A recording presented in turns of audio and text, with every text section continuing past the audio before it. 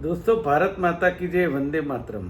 હું મુકેશ વિશ્વકર્મા પંચાલ આપની સાથે દરરોજ આપણી ચેનલ આપણે કંઈક નવું કરીએમાં આવું છું. આજે પણ આવ્યો છું. આજે સમાચાર નહીં પણ ગુસ્સો છે. અને ગુસ્સો એટલા માટે છે કે સાહેબ, આ ગુજરાતની અંદર કાયદો અને વ્યવસ્થા કથળી ચૂકી છે. કોઈ જવાબદાર નથી. પરિસ્થિતિ એવી છે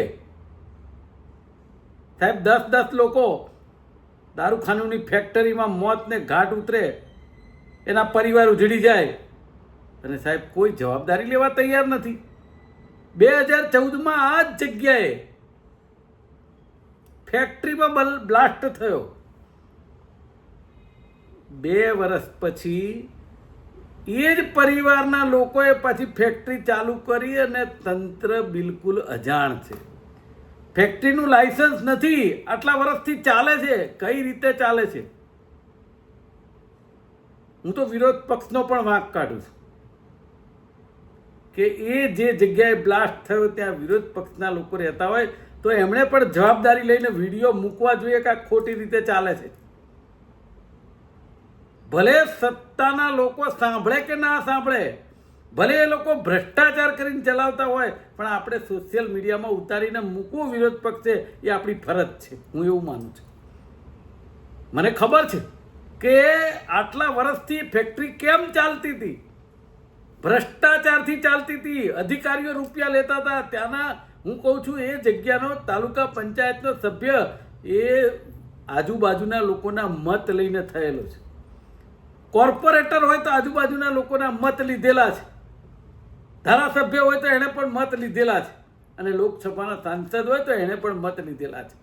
તો મત પ્રજા કેમ આપે કે તમે એની જે સરાઉન્ડિંગ સેવાઓ છે, પ્રજાકીય જનતાની સેવાઓ, એના માટે સરકાર છે, અધિકારીઓ છે, અધિકારીઓના પગાર એમાંથી જાય છે અને છેલ્લે જનતા પાછી ટેક્સ તો ભરે જ છે.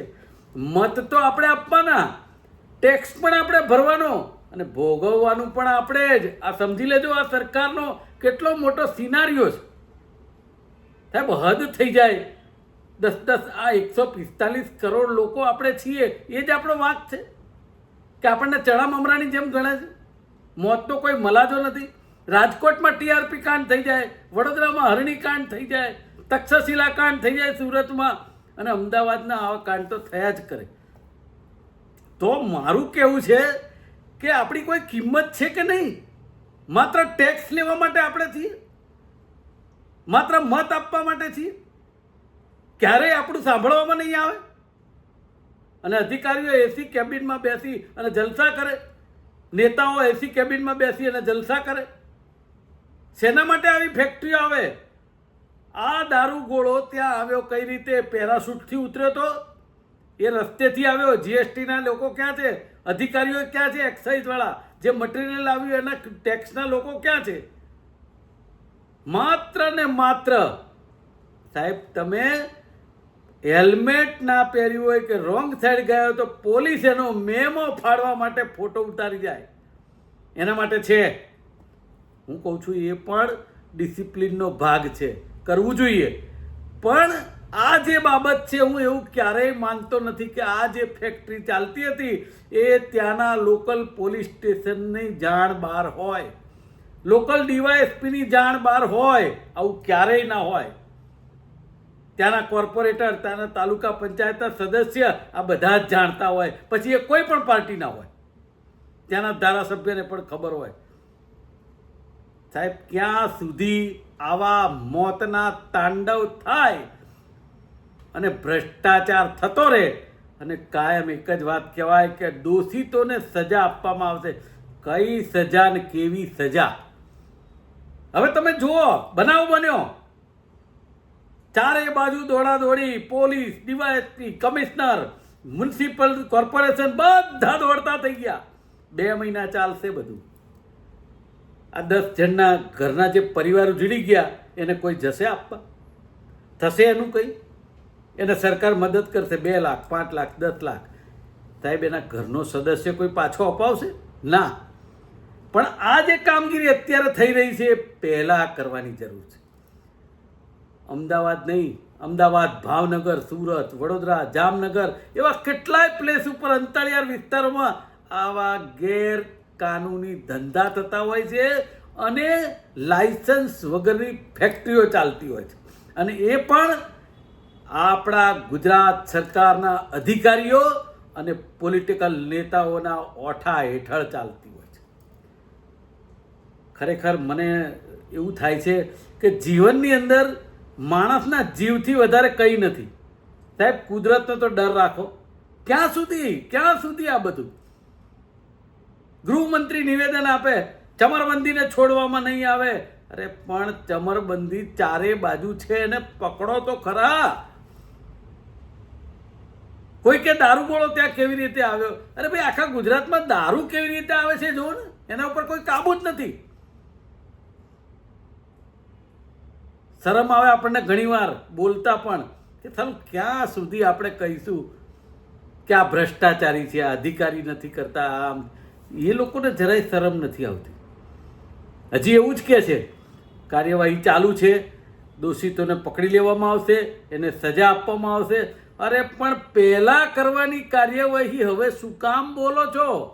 જે કામ પહેલા કરવાનું હતું કેમ નથી થતું એ કુદરત જાણે. કોણ કરવા નથી દેતું એ તો બહાર લાવો. સાહેબ, દુઃખ સાથે કહેવું પડે કે નિર્ભર તંત્ર થઈ ગયું. કુંભકર્ણની નિંદ્રામાં સૂતેલું તંત્ર છે, પણ એનો જો કોઈ જવાબદાર માણસ હોય તો આપણે સૌ છીએ ગુજરાતના નાગરિકો, ગુજરાતના મતદારો જવાબદાર છે કે જ્યારે કોઈ પણ એક સત્તા હોય, એ કોઈ પણ પક્ષની હોય, એને તમે વારંવાર સત્તા સ્થાને જ્યારે બેસાડો ત્યારે એ સત્તાધીશોને એમ થઈ જાય કે અમે ગમે તે કરીએ, ગમે તેવો મોતનો તાંડવ રચાય, પણ અમે ચૂંટણી જીતવાના અને અમે સત્તા ઉપર આવવાના. જ્યાં સુધી હું કહું છું આ મતદારો કે ગુજરાતની જનતા નહીં સમજે ત્યાં સુધી આ ખેલ થતા રહેવાના. સાહેબ, મને એ પેલી દીકરીના શબ્દ યાદ છે, હરણીકાંડ જે થયો હતો એ કોર્ટની અંદર હરણીકાંડના જામીન લઈ લીધેલા લોકો કોર્ટની બહાર નીકળે તો હસતા હસતા નીકળે.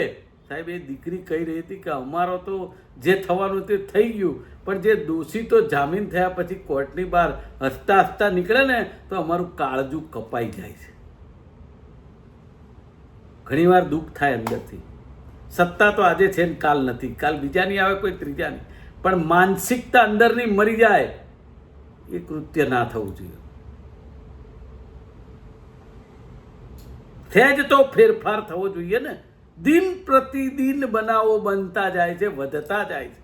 અરે શું એવું કારણ છે કે આપણે આટલી બધી સત્તા, આટલો બધો કાયદો, આટલી બધી પોલીસ ફોર્સ, આટલા અધિકારીઓ, લાખો રૂપિયાના પગાર જાય અને છતાંય આપણે કંઈ કામગીરી નથી કરી શકતા?